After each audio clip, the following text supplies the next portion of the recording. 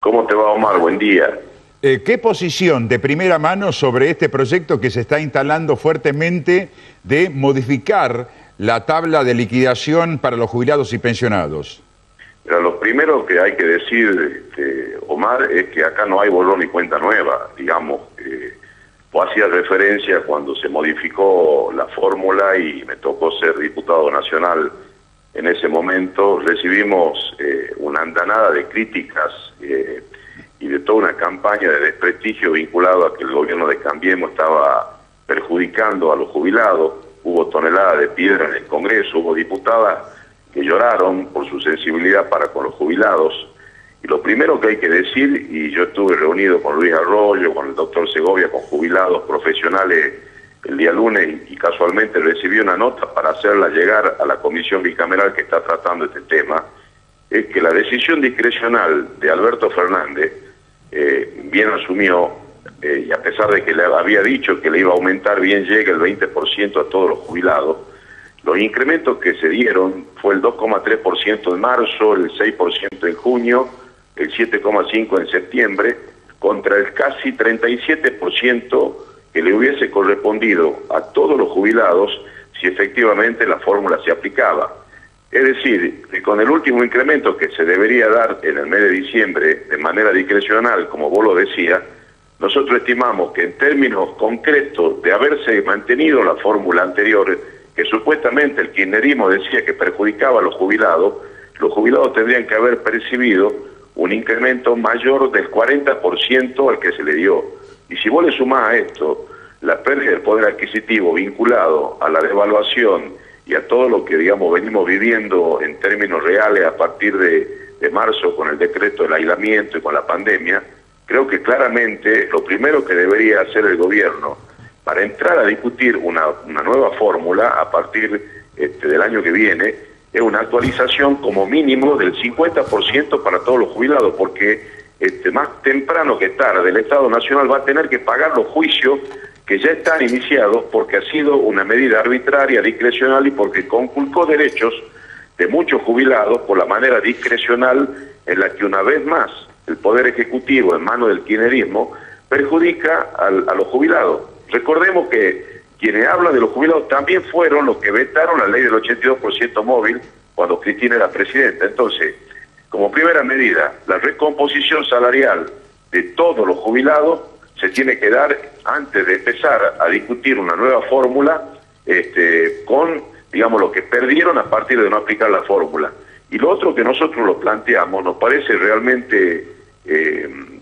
absolutamente repudiable que en todos los debates de la bicameral que está tratando la nueva fórmula no se haya invitado a muchas asociaciones y organizaciones de jubilados del interior y del país para que efectivamente puedan expresar su posición. Bueno, Ariel Guerra lo saluda, buen día. ¿Cómo está, Ariel? ¿Cómo te va? Si no entendí mal, a partir del anuncio que se hizo, otra modificación que va a tener el sistema es que se va a pagar o se va a aplicar la fórmula si avanza el proyecto y se convierte en ley, solo 2 veces al año. Es como vos lo estás diciendo, lo que nosotros conocemos, y aparte, como decía, es volver a la vieja fórmula, donde obviamente cuando el gobierno de Cambiemos incluyó el tema de la inflación en un país que todos sabemos que tiene procesos pendulares en materia de inflación, el kirchnerismo claramente lo que demostró es que cuando no gobiernan, lo que hacen es poner piedra en el camino, obstruir, negarse hasta las cosas que benefician a la gente, porque claramente quedó demostrado, más allá de las discusiones, de las piedras y de la actitud desestabilizadora que tuvieron en esa sesión, porque fueron muchos intendentes del conurbano bonaerense los que mandaron gente a tirar piedra en el Congreso y a desestabilizar. Queda claro que cuando gobiernan lo que menos les interesa son los jubilados, porque repito, esto, digamos, no es materia discutible, es analizar la fórmula que se derogó con los componentes que, digamos, que finalmente daban el incremento trimestral, y hoy el incremento, sin contar el mes el último del año de diciembre, si se hubiese aplicado la fórmula anterior, estaríamos en el orden de una pérdida del 36% del incremento para todos digamos, para todas las jubilaciones, desde la mínima hasta la máxima. Es decir, que ha habido una pérdida concreta por la no aplicación de la fórmula de recursos que hoy lo administra discrecionalmente el Estado y que fueron tal vez a subsidiar otras actividades y no a los verdaderos dueños, los que aportaron toda su vida, que son nuestros jubilados en el país. Lo último, fin de semana, impactante, fuerte, documento de la Iglesia, posición, resumen. ¿Cuál es tu posición con respecto a este tema?